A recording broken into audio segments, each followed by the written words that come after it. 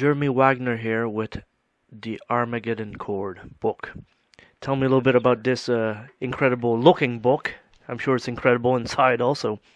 Yeah, well, hey, I'm glad that you like the cover. That's a good thing. I had to fight with my publisher a bit to get a cover that we both were happy with. I didn't like the original designs that they were offering me, and I kept coming back with different artist stuff, and they were kind of hard-headed about it. So it actually turned out good, and I've been getting a lot of good feedback, based on the cover. So, you know the saying, Jason, don't judge a book by its cover, but you could judge this one if you want. Usually that's the way it should work. Exactly. So the Armageddon Chord is a story about a song. It's an evil song, and it's called the Song of Cephas.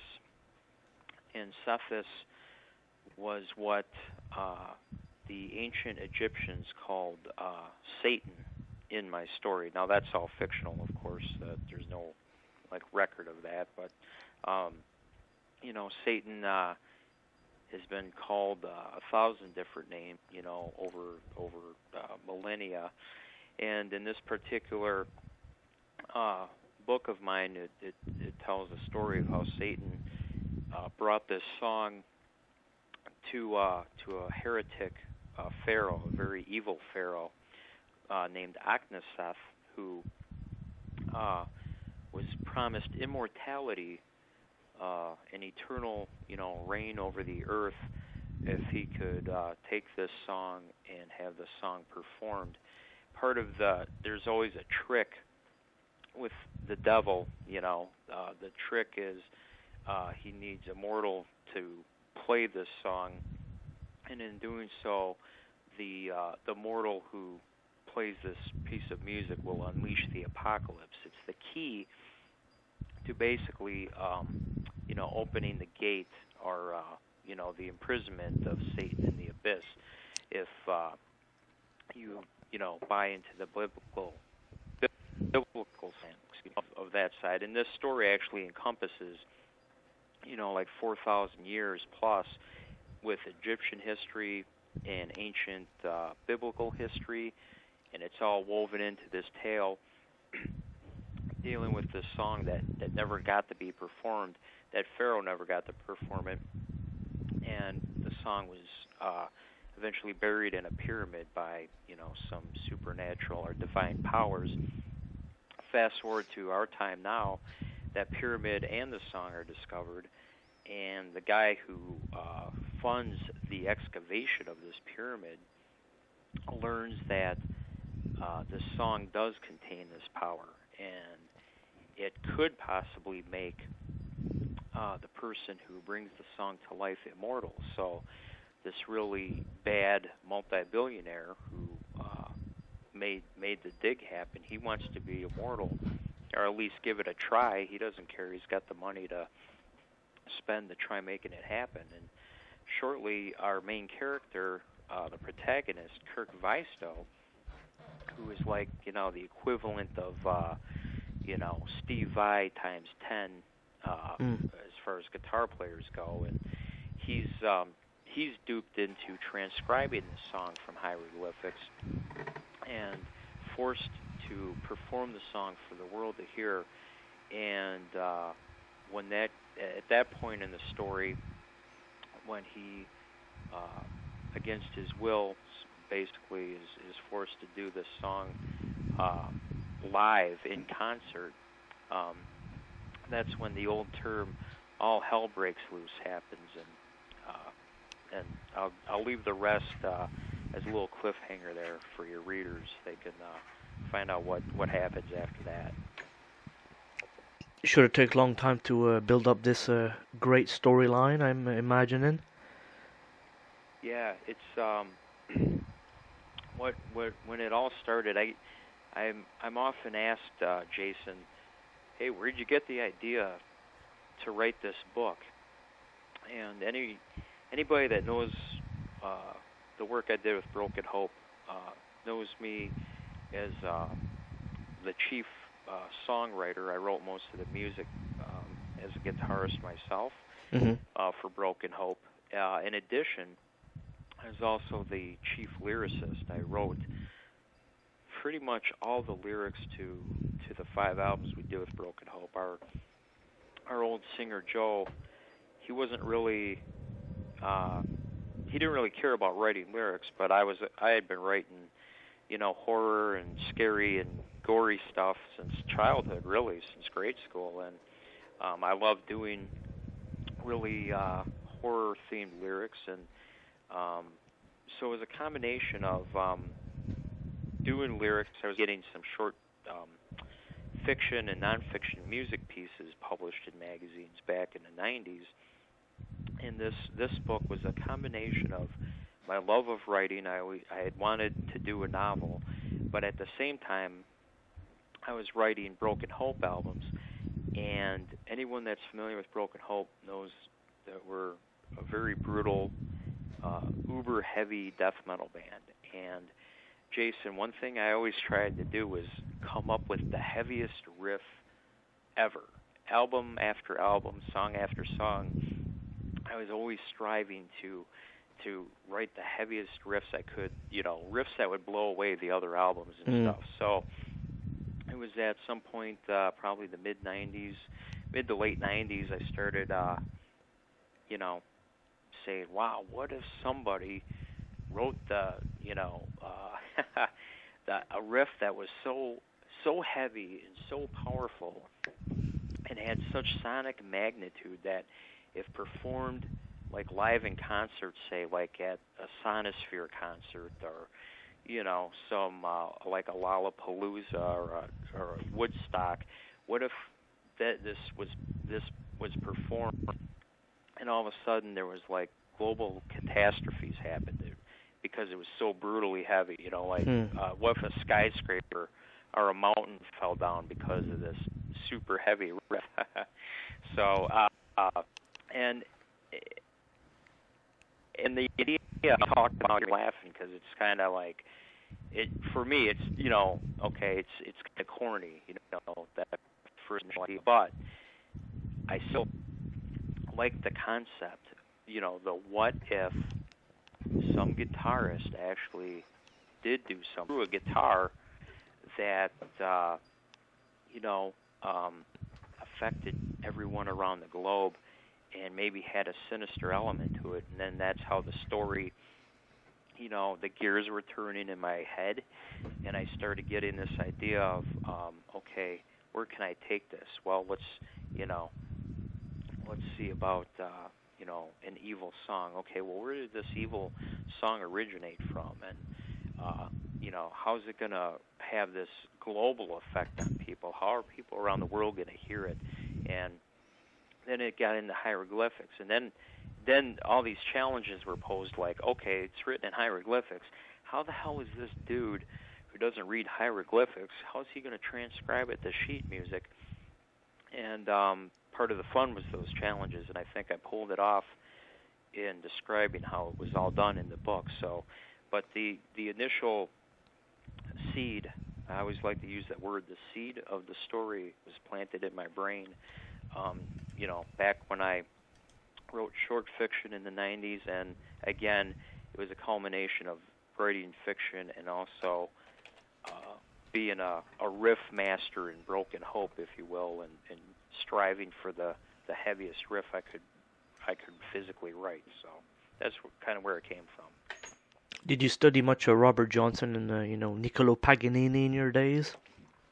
Yes, sir. And in fact, Jason, you're the first interviewer to bring that up, man, and I appreciate you doing so, because in the Armageddon Chord, the main character, as he's rehearsing, once the song's transcribed, he's like rehearsing it in a home recording studio, Mm-hmm. and bad things start to happen, and his love interest in the story, this woman named Mona Bostone, he starts talking to her about the power of music and also legends of evil in music, and he discusses, and in his mind too, from his point of view, he thinks and mentions Robert Johnson and the legend of Robert Johnson selling his soul at a crossroads in Mississippi, and he remembers like a couple lines from a Robert Johnson song. He also cites Paganini, just in terms of a musician who Paganini is almost like Kirk Weistow, the main character, in terms of Kirk's abilities as a musician on guitar, and there is a nod to Paganini in the novel where to the point of this guy, like a mortal person who's got these extraordinary abilities to play a musical instrument, almost like shouldn't be possible. Like Paganini in his time, you'd think the guy was possessed or an alien or something. The same with Kirk Weistow. Also, they mention with that theme of these evil elements in music, like Diablos in Musica, the tritone, Yeah, Black Sabbath, minor notes and stuff. Yeah. So all that stuff is stuff I really researched and had fun looking into, and two, weaving those musicians, Robert Johnson, Paganini, and sinister elements of in music throughout history.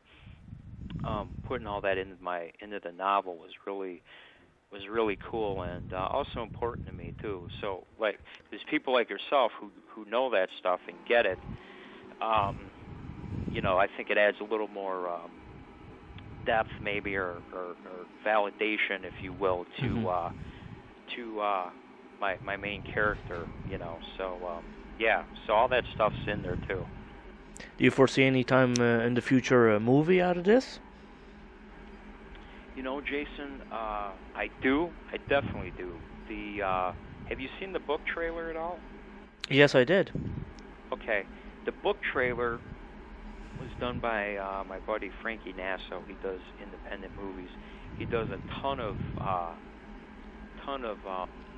videos for like Headbangers Ball. Okay. If you ever look up Frankie Nasso, Nasso, you'd probably see, his videography, if you will. And he did a really great job. And what he did with that book trailer in just 30 seconds gives, I think, the viewer definitely gave me the idea of, wow, this is really promising. This book trailer actually shows the potential a movie would have for the book.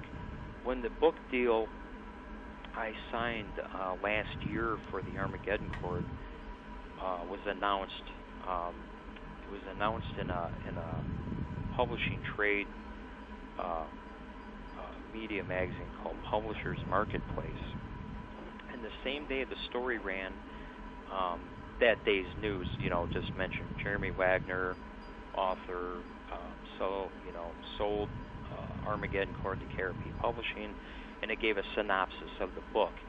The day that ran, my agent got an email from a production company in Hollywood, and they asked if the movie rights had been sold, or if anyone was looking at the book for movie rights.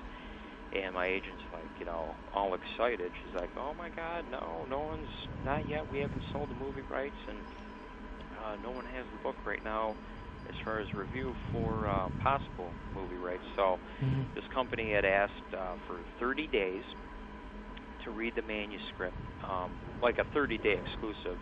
So they'd have time to, read it, review it with their partners or whatever. So they came back after 30 days, and they were like, we really love the story, but we're a smaller independent production house that they basically did like this production company did stuff that was on the level of like smaller horror movies like The Ring, if you're familiar with that. Mm-hmm. You know, that genre stuff. So they basically said if you're this would take like a Steven Spielberg budget to actually make, to do it justice. So that was cool with me. I mean, I thought it was great that they were interested. But Jason, I'm holding out for Steven Spielberg right now. So that'll be worth the wait. Or get George Lucas or somebody like that. George Lucas, you know it, buddy, exactly. You know, you need something big for this. The storyline seems very interesting. I'm sure you watched the movie Tenacious D and all that aspect of him learning the secret and having to, study it alone. In the movie, which makes it more entertaining and funny for them. Yeah. But it's a great combination of things with this, and the Armageddon Chord. Very, very good idea. I'm glad you have came up with this. Yeah, I appreciate it. One thing that makes me proud is the fact that I like the idea of a real quote unquote guitar hero who, the main character is like this dude who's always been in rock bands or metal bands, and he's just a kick-ass guitarist. And, there's not really novel-wise, like you said, you got a Tenacious D movie, The Pick of Destiny, or, Rockstar with Mark Wahlberg or something. Yeah. You see you see these things like this or even, remember the movie, do you remember the movie Crossroads? 1986, oh yeah. Yes, sir. Man, that's one of my favorite movies. Me too. Those are some great, fun movies to watch. But novel-wise, like this is, to my knowledge, the first novel that depicts, again, a guitar hero as the main character, and who literally the stakes are so high. This dude, who could be someone that like you and I would be a fan of in real life, or might know. If you're in a band, one of your buddies, grew up to be this guy in a big band, he's forced with either saving the world or destroying the world with a guitar. So I just, I'm just really proud of coming up with something that I believe is really original. And my publisher and my publicist as well, like fine ladies at Adrenaline who connected you and me, they've been running this tagline, the novelist, to create a genre that they dub the heavy metal thriller. Mm-hmm. So I'm happy with that, man. I'll take it. What you need now, Jeremy, is, let's say, people like Yngwie Malmsteen endorsing this book, Steve Vai, Zakk Wylde, get those people behind this, and you're gonna get a big book. Dude, that's exactly what I'm thinking. I've got 2 books that went out to, thanks again to Adrenaline Publishing. I have one copy did go to Kirk Hammett of Metallica, and one copy did go to Steve Vai. In fact, Steve Vai, I think it was his wife or assistant, or maybe they're one and the same, I'm not sure, but I did get a confirmation from my publicist that Steve Vai had, quote unquote, had the Armageddon Chord in the studio with him. So I'm just hoping, I really hope Steve Vai reads it. I hope Kirk Hammett reads it. The main character, Kirk Visto, is basically named after the two. That's like my little personal dedication. I love both of those guitarists. But to your point too, I'd love it if Zakk Wylde read it. I don't know if Kerry King reads books, but if he does, it'd just be great if any guitarist, man, that really likes to escape into a novel is gonna fucking dig this book. Guaranteed. So, yeah. One final thing, Lemmy Kilmister, he reads tons of books. He's not a guitar player, but plays bass just like a guitar. That's another guy you Yes. gotta get that too. Yeah. Oh man, I'll tell you what. If Lemmy ever endorsed my book, my stepson Tyler, who's 16, he's like the biggest Motorhead fan I know. I'd probably get like this whole new level of coolness in that dude's world. If Lemmy endorsed my book, that would be something, man. Well, Jeremy, keep up the great work. I hope this book goes right #1. Thanks, man. Hey, I had great news this week, and it peaked at #4 on the Barnes Noble bestseller list on the pre-orders this weekend. So, Jason, here's hoping that the Armageddon Chord blows up, and the next list we see me on is New York Times bestseller. And then I look forward to talking to you again once that movie hits theaters, okay? Because I want to see that in theaters, and you never Thanks, know, man. It's going to make it. It's a great idea. We'll definitely believe that will happen. Well, good stuff. Long live Robert Johnson and Nicolo Paganini. Absolutely, bro. I love it, man. I salute you for that too. So. Well, they're the greats. You. Yeah, absolutely. Okay, Jeremy, you have a good one, and keep in contact, man. Will do, Jason. Thanks again for the interview, bro. I really appreciate the opportunity, man. Thank you so much. Take care, buddy.